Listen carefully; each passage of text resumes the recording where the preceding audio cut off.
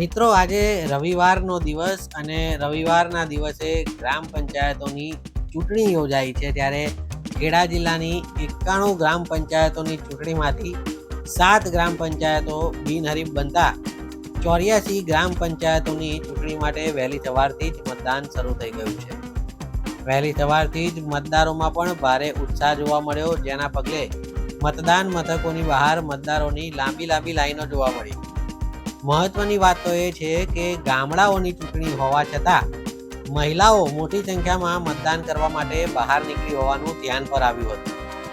Ballot પેપરથી મતદાન થઈ રહ્યું હોય, પોતાના પસંદીદા ઉમેદવારોના ચિહ્ન પર ચોકડી કરી ત્યારબાદ બેલેટ પેપરને મતદાન પેટીઓમાં નાખવાની સિસ્ટમ અપનાવવામાં આવી છે. આપ જોઈ શકો છો દ્રશ્યોમાં કેટલી મોટી સંખ્યામાં મતદારો વહેલી સવારથી જ મતદાન કરવા માટે બહાર નીકળ્યા છે. જો વાત કરવામાં આવે તો સમગ્ર જિલ્લામાં આમ તો શાંતિપૂર્ણ માહોલમાં બપોર સુધી મતદાન થયું છે.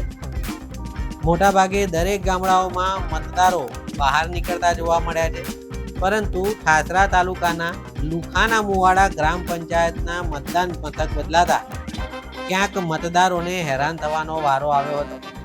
અત્યાર સુધી લુખાના મુવાડા ગ્રામ પંચાયતના જે મતદારો છે તે સ્થાનિક પ્રાથમિક શાળામાં મતદાન કરતા હતા, પરંતુ આ વખતે અચાનક મતદાન મથક બદલાઈ ગયું અને 2 કિલોમીટર દૂર સામળિયા ગ્રામ પંચાયતની પ્રાથમિક શાળામાં મતદાન મથક પડવાતા મતદાન કરવા આવેલા મતદારો ટ્રેક્ટરમાં બેસી પરત ગયા હતા અને 2 કિલોમીટર દૂર સામરિયા પ્રાથમિક શાળામાં જઈ મતદાન કર્યું હતું. જ્યારે લુખાના મુવાડામાં સામળિયા તથા મગનજી ભુલાજીના મુવાડાના મતદારોએ મતદાન કર્યું હતું. આમ બંને ગામોના મતદાન મથકો પરસ્પર ક્રોસ થઈ ગયા હોવાનું પણ ધ્યાનમાં આવ્યું છે. વાત કરીએ વીઆઈપી મતદાનની તો અમૂલ ડેરીના પૂર્વ ચેરમેન રામસિંહભાઈ પરમાર, તેમના પુત્ર અને ઠાસરા વિધાનસભાના ધારાસભ્ય યોગેન્દ્રસિંહ પરમાર સાથે મતદાન કરવા આવ્યા હતા. જે લોકોને મતદાન કરતા જોઈ સ્થાનિક મતદારોમાં પણ ઉત્સાહની લાગણી જોવા મળી હતી. વાત કરવામાં આવે મેઘરાજાની તો ચોમાસાનો માહોલ હોવા છતાં જાણે કે મેઘરાજાએ આજે મતદાન માટે રજા રાખી હોય તેવો માહોલ જોવા મળ્યો હતો. વહેલી સવારથી જ વાદળછાયું વાતાવરણ હતું.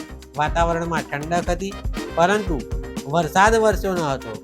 ક્યાંક મેઘરાજા પણ આ લોકશાહીના પર્વની ઉજવણીમાં બાધારૂપ ન બનવાનું વિચાર્યું હોય તેવો માહોલ જોવા મળ્યો હતો. ગ્રામ પંચાયતોની જો વાત કરવામાં આવે તો આ 84 ગ્રામ પંચાયતો માટે 894 ઉમેદવારો સરપંચ અને વોર્ડ સભ્ય માટે ઊભા રહ્યા છે, જેમને કુલ 2.67 લાખ મતદારો આજે મતદાન કરી તેમના ભાવિ મતપેટીમાં સીલ કરશે. જો વાત કરવામાં આવે મતદાન મથકોની તો 319 મતદાન મથકો ચૂંટણી પંચ દ્વારા ફાળવવામાં આવ્યા છે, જ્યારે 1800 જેટલો ચૂંટણી સ્ટાફ આ મતદાન મથકની કાર્યવાહીમાં રોકાયેલો છે. શાંતિપૂર્ણ માહોલમાં મતદાન થાય તે માટે 1000 જેટલા પોલીસ જવાનો ખડે પગે ઊભા રાખવામાં આવ્યા છે. બપોરે 1 વાગ્યા સુધીના મતદાનની જો વાત કરવામાં આવે તો 1,08,000 મતદારોએ મતદાન કર્યું છે, જેના પગલે 43.71% જેટલું મોટું મતદાન બપોર સુધીમાં જ નોંધાઈ ગયું છે. આ જ પ્રમાણેનું મતદાન ચાલુ રહેશે તો મોડી સાંજ સુધી મતદાનનો આંકડો ઘણો મોટો થાય તેવી શક્યતા છે.